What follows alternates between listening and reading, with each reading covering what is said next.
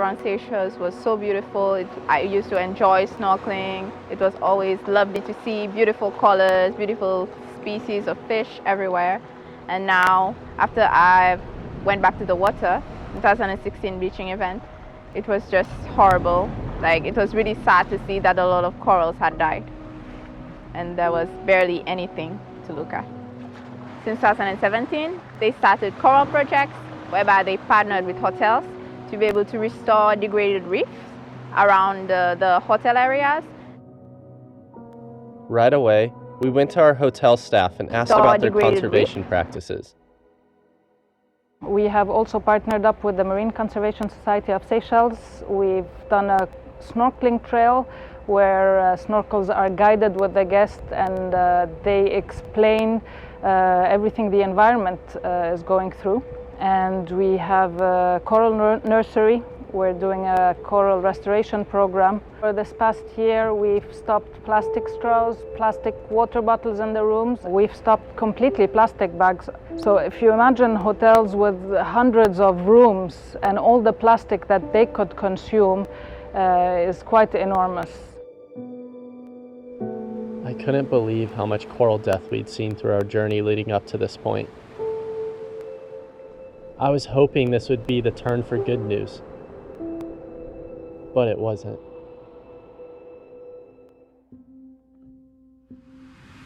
We then headed to South Africa with our friends to meet up with the charity Shark Conservancy. The surface is so dark I can't even see underwater. What's happening to the reefs here?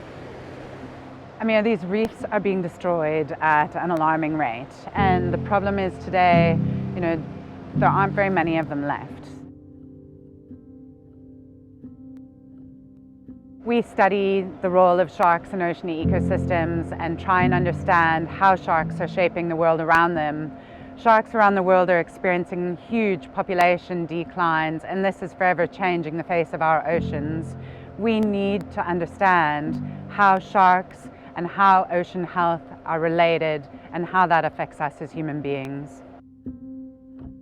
Seeing that our cold water reefs were in the same critical state as our tropical reefs shocked me. Each corner of the world seemed to be affected.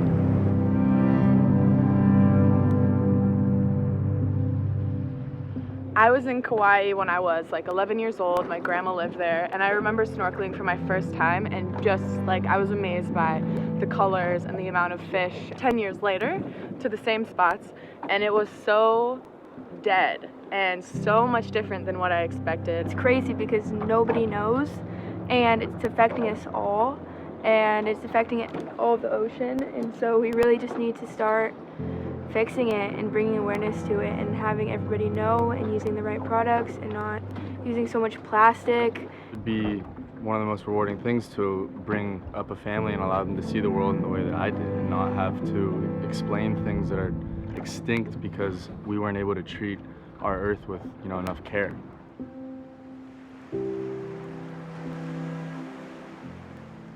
The second to last stop on our global journey was Tahiti, my favorite place I'd ever visited. It was here that we worked with the charity Coral Gardeners, who were my main inspiration to make this film in the first place. This lagoon in front of my house, it's like 80% in Maharipa, in Moorea, 80% of the reef is dead. We are collecting coral mostly broken by humans, and we are planting them back on the reef so that we can have new babies coral that will grow and do a new reef.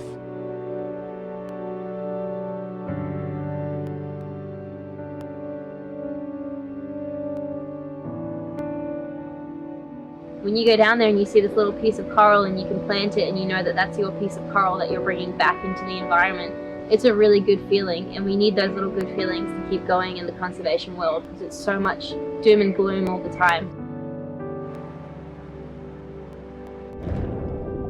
It was hard to believe that a place this beautiful and pristine could be suffering.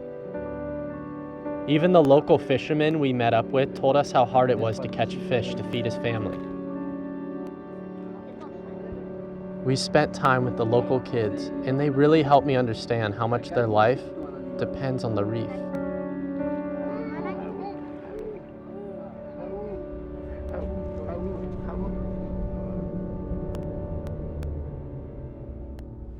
After 3 long months of traveling the world, we finally headed home to Hawaii.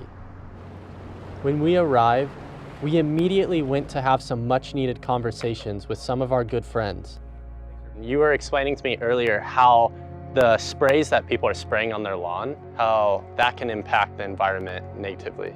Yeah, well, the World Health Organization just put out a claim that Roundup is guaranteed a cancer-causing carcinogen. Huge chemical corporations here that farm experimental GMO seed. So where they're farming, there's a lot of water outlets that run from the mountain all the way through to the ocean.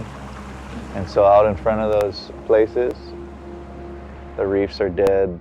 You know, there's been major die-offs of sea urchins out there, like millions of sea urchins dead. Well, you look right down the street from my house, we got a huge golf course for the last like 20 years or 30 years. The reefs out front where all the rivers come out are all dead. There's no fish. There's no limu, which is seaweed. All the seaweeds die. And so when the seaweeds die, the fish don't come around. The reefs die. The fish feed the reefs. So it's become like an epidemic of overuse of these things that make your life easier but aren't good for you and your family.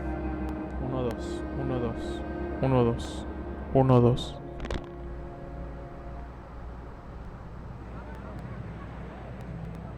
Growing up on Oahu, it's been absolutely crazy watching what's been happening to our reefs. I would say the number one thing that I see is when I jump in the water in Waikiki area, because you know there's a lot of people going in the ocean there, and a lot of people aren't making the right decisions on what sunscreen to wear. And if you ever go snorkeling at Waikiki, the reefs are non-existent, and it's really sad. And the reefs out here at Pipeline, almost non-existent. It's really sad to see what's happening around here. Chemical sunscreens, first and foremost, primarily are threatening our coral reefs. What you put on your body, the sunscreen-wise, washes off into the ocean, and those chemicals are actually killing off our coral reefs. What chemicals in particular? Primarily oxybenzone and octinizate, but there are more studies showing that all of the chemicals in chemical sunscreen formulas are harmful to coral reefs. So what are the alternatives? You definitely want a mineral non-nano zinc oxide based sunscreen. The mineral non-nano zinc oxide is not harmful to the coral and it cannot be absorbed by the coral, so it mitigates any toxicity. We started noticing declines in coral reefs around 1980, 1985, which is about the same time that personal care products like sunscreen lotion were used prominently by tourists going to these beaches and visiting these coral reefs. What we're doing is we're looking at oxybenzone, a common UV chemical found in many sunscreen lotions and aerosol sprays.